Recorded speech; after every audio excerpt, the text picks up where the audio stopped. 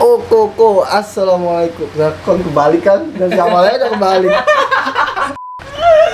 Assalamualaikum. Oh koko, hayo konnichiwa konbanwa. Fatinoha de gozaru. Kembali lagi di konten cerita Jepangku. Jadi di konten ini kita meminta teman-teman kita yang ada di Jepang buat menceritakan perjalanan mereka kerja di Jepang. Nggak kerja doang sih, kayak studi juga. Dan kali ini gue ditemani sama dua stranger. Dua orang yang gua rasa jadi Jepang tuh sempit banget ternyata ya. Mungkin bisa memperkenalkan diri, nama sama berapa tahun di Jepang. Kalau agak pertama kali muncul di kamera, mohon maaf nervous. Iya, biasanya motret kamera. Beda belakang biasanya. Biasanya belakang. Ya nama aja. Nama saya apa nama aku nih? Oh. Biar kawaii. Nama Ore.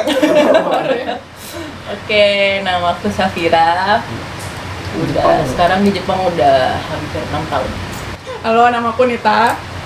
Di Jepang udah masuk tahun ketiga. Mau cerita sedikit pertama kali ketemu Mas stranger ini. Kalian gak kelihatan, sumpah hilang ya. Geser.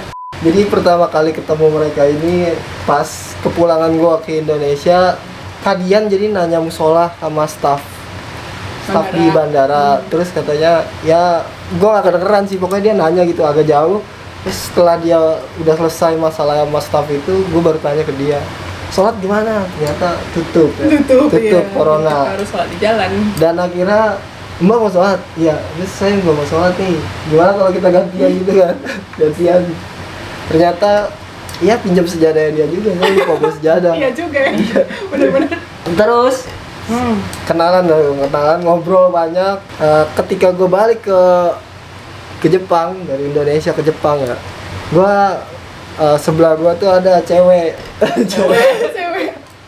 Sebelah gue ada duduk sebelah gue kan. Ya biasa namanya kita orang Indonesia kan, sama orang Indonesia yang mau ke Jepang pasti ngobrol lah, minimal ngobrol lah. Ngobrol. Itu apa ya awalnya? Pokoknya kamu nyebut ada kerjasama antara Fakultas Kedokteran UI sama Osaka University ya. Iya. Dan itu posisinya kan anak UI di Osaka University cuman ya sedikit. Dan feeling aku udah kayak yang pulang Indonesia juga cuman satu kemarin. Aku tanya siapa namanya, dia Nita ya. Tetangga. Jadi pas sama kenalan sama Kadian tuh ternyata Kadian dari UI kerjasama gitu sama ngambil beasiswa S2 ya? Ambil beasiswa S2 di Jepang. Terus ya setelah itu mikir mungkin ada hubungannya antara UI sama Univ Osaka University gitu kan. Dan setelah itu ketemu Kak Safira, ternyata sama juga kan. Wah, ini langsung gue tanyain, langsung gue tembak kan, apa ada hubungan kerjasama gitu kan antara UI sama Osaka University. Ternyata memang ada, dan ternyata temenan mereka berdua, ya Allah. Jadi gue ya pokoknya ngerasa dunia ini sempit banget. Sama-sama di Pamulang lagi kan? Iya. Dan ternyata ya Allah, Kak Safira ini rumahnya Kedaung. Ya Allah, Kedaung. Sekali naik angkot dari rumah gua. Terus kita mau nanya ke siapa dulu? Yang senpai dulu. Kak Safira pertama kali ke Jepang ya. Ceritain dong pertama kali ke Jepang. Kapan pengen ke Jepang? Kapan pengen ke Jepang? Kalau boleh jujur, dari dulu mungkin gak ada pikiran mau ke Jepang, cuman pas SMP dulu pernah ikutan ekskul bahasa Jepang kan, yang wibu-wibu gitu kan. Jadi wibu. Aku nggak wibu, tapi teman-temanku wibu. SMP 11. Oh, nestik. Iya, ya, mistik. Abang saya 19. Ya udah. 11 gitu. Cuman belajar ini ya sih, kayak cuman belajar hiragana, katakana sedikit, terus sisanya ya ngeliatin anak-anak wibu. Terus kayak kalau ditanya dulu udah ada wibu ya? Udah doang, otaku kan namanya, otaku. Iya, maksudnya orang kayak gimana gitu? Suka anime? Ya yang anime banget, yang anime lovers gitu kan. Udah banyak. Ya baru-baru ini tuh. Dari dulu udah ada. Berapa tahun lalu? 10 tahun ada ya? SMP kan? SMP. Berapa tahun lalu SMP? SMP itu berapa ya? Ya lebih lah 10, orang masuk kuliah aja 2011, Iya. 11 tahun lalu. Jangan gitu kan, umurnya kena. 15 tahun lalu Anda. kayak orang-orang nanya kayak kamu suka di Jepangan, ntar ada pikiran nggak kuliah di Jepang? Jujur kayak gitu enggak ada pikiran, kayak cuman iseng-iseng aja karena ya ngisi waktu terus anak-anaknya walaupun mereka otaku tapi asik, jadi kayak seru aja anak-anaknya. Dan kebetulan emang justru dari ekskul bahasa Jepang itu kayak kita bisa bikin festival paling gede gitu loh waktu SMP. Yang bahkan sekolah pun kaget. SMP? Iya, bocah SMP bikin acara? Iya, dari ekskul bahasa Jepang itu. Terus pas kuliah skip tuh, SMA skip, nggak? terus kayak udah nggak ada pikiran apa-apa SMA bukannya banyak wibu, 34 setahu saya.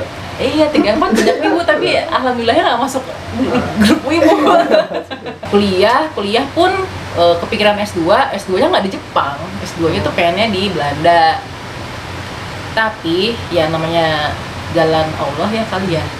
Pas lagi apply itu ada tawaran beasiswa Max Komodo Kagakusho di Osaka University. Jadi itu setelah lulus apa gimana? Jadi itu aku abis lulus sempat bantu dosen setahun sambil apply beasiswa, pengennya kerja ke Belanda. Tapi lagi proses apply itu ada tawaran dari dosen juga, ada dosen dulu. Langsung dari dosen. Ini nih ada dari Osaka University, mereka ada buka jurusan kayak programnya itu Global Resource, apa namanya, Global Resource Nansara lupa ya, pokoknya di situ apply S2 S3 langsung, jadi integrated program gitu 5 tahun. 5 tahun? Beasiswa dari Max. Kok lama banget kan S2 kan buat? Iya, S2 langsung S3. Oh, langsung S3. Satu program itu langsung S2 S3 5 tahun. Nanti sudah Pak.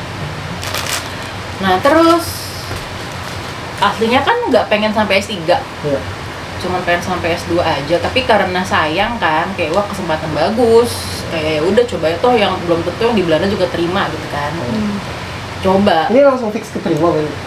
Ya alhamdulillahnya emang mungkin jalannya ya lancar banget, jadi dari mulai tes ini tes itu apa ini tesnya apa apa itu. Ceritanya? Ada tes tertulis, ada wawancara. Bahasa Indonesia sih? Dalam bahasa Inggris. Wawancaranya pun juga bahasa Inggris? Wawancara bahasa Inggris. Cuman TOEFL ada. Perlu sertifikat? Perlu recommendation letter dari dean fakulti, dari pembimbing 3 orang kalau nggak salah. Jadi ada kayak rekomendasi gitu ya? Terus jadi yang pertama tuh sistem ini kan karena sistemnya itu U to U, apply beasiswanya, jadi nyiapin berkas untuk apply ke universitasnya dulu.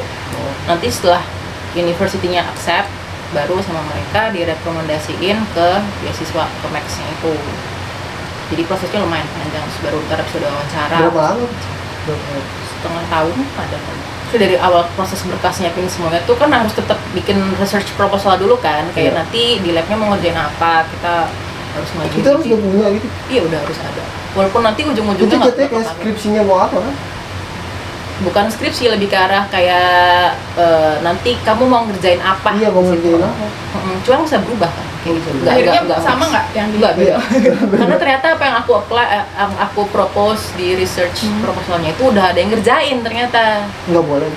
Jangan dong, kan udah nggak ada. Ya kan biasanya ganti-ganti metode gitu. Nggak bisa, harus beda. Karena jatuhnya karena kan calon dokter. Iya kan. Jadi novelty-nya ya? harus tinggi. Nggak bisa yang cuman ganti variabel gitu. Itu satu soalnya kayaknya. Tuh, ya udah terus sampai di sini. Sampai. Lumayan lama, panjang juga ya. Lanjut lah. Nadia. Awal ke Jepang. Apa ya? Dulu kayaknya aku nggak pernah sih waktu sekolah kepikiran ke Jepang tuh. Iya. Baru cuman emang dulu tuh kalau pas dari sekolah kayak SMA gitu pengen sekolah sampai S3 gitu. Cuman kemananya tuh nggak ngerti. Terus ya udah pas kuliah, kalau misalkan dokter kan biasanya umumnya kan pasti kayak mau spesialis apa gitu kan. Oh iya, S1-nya dokter ya? Dokter. Mereka Safira S1-nya? Teknik kimia. Kimia. Bioproses. Iya. Terus prosesnya dulu aku juga apply itu. Dengan kedua. Tapi masuk EPA lah. Dulu belum masuk EPA. Kan lebih susah. Mana? Balik lagi. Sama sih pas udah lulus tuh udah lulus dokter, itu Iya. kan sebelum kita internship tuh ada waktu tunggunya. Jadi lulusan dokter tuh harus wajib internship 1 tahun kerja di rumah sakit. Nah pas waktu nunggu itu, aku sempat ikut startupnya senior aku bikin e-learning kedokteran. Oh iya. Terus ya udahlah di situ ada timnya kan. Nah salah satu timnya itu Kak Pipit. Oh iya. Tapi aku udah kenal juga sama Kak Pipit sebelumnya. Kak Pipit Kak Pipit itu siapa?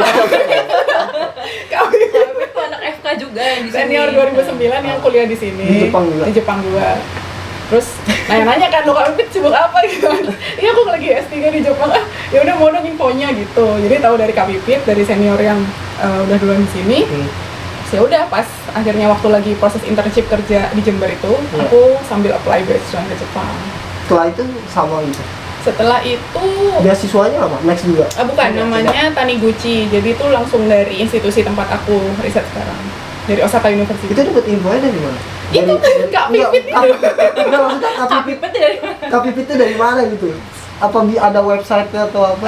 Jadi ternyata ini yang kerjasama antara Osaka University ini. dan UI. Oh, nah, terus kalau ke Beda Sabira, tapi Kalau dapat infonya dari dosen tadi? dosen ke dosen karena Dosen ke emang dosen. di lab aku yang sekarang ini itu ada dosen dari Indonesia juga. Oh, Udah associate professor sekarang namanya Bu Sasti.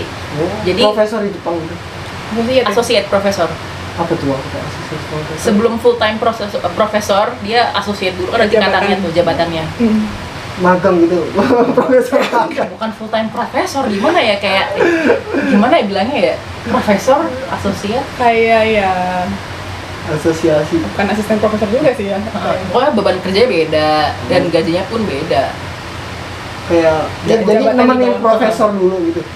Nemenin Profesor itu kan berarti punya lab sendiri kan? Iya punya lab sendiri. Ya. jadi- Dia tuh udah punya lab itu apa belum? Belum. Oh, belum. Di lab yang sama. Vice, kayak Vice gitu nggak sih? Vice professor gitu. Vice ya. Iya. Nah, Bu Sasti ini nyari murid Oh, iya. nyari murid dari Universitas Indonesia. Nah, dia juga kan dulu di TB kan. Bisa itu beliau di TB. Terus beliau juga nyari murid ke UI, nanya sama dekan FT waktu itu, dekan Fakultas Teknik. Ini ada nggak yang mau S3 di lab saya? Oh, Kan dari dosen itu langsung kayak, Vina di mau kamu apply. Oh ya boleh Bu, Minta rekomnya Bu. donasinya Bu. Gitu. iya. Terus tadi lanjutin.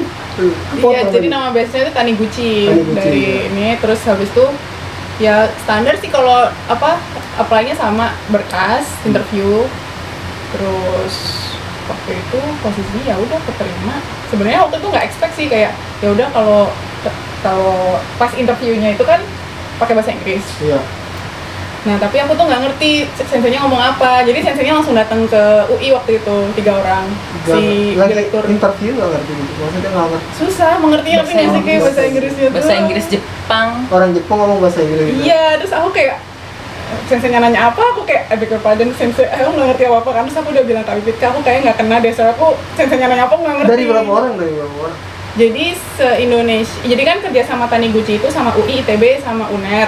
Iya. Setahun diambil 2 orang dari 3 kampus itu. Tapi yang apply di tahunku tuh kalau nggak salah 8 orang. Gitu. Terus diambil 2. Nah itu senseinya keliling tuh ke 3 universitas itu untuk interview. Terus yaudah aku bilang Kak Pipit, kayaknya mau terima deh Kak, soalnya aku nggak ngerti senseinya ngomong apa kan. Terus kayak aku Terus jawab nggak apa. jawabnya apa? Ya wes I beg your pardon berkali-kali kan sampai senseinya aku kasih berusaha menjelaskan dengan bahasa Iya, yang dengan bahasa mudah yang- gitu kan, terus tapi kayak tetap aja terus ya udah akhirnya ngomong yang santai-santai. Udah habis itu pengumuman ternyata keterima. Ya udah pergilah. Gitu saja. Terus mau tanya beasiswanya dong. Beasiswanya itu apa aja sih yang di cover?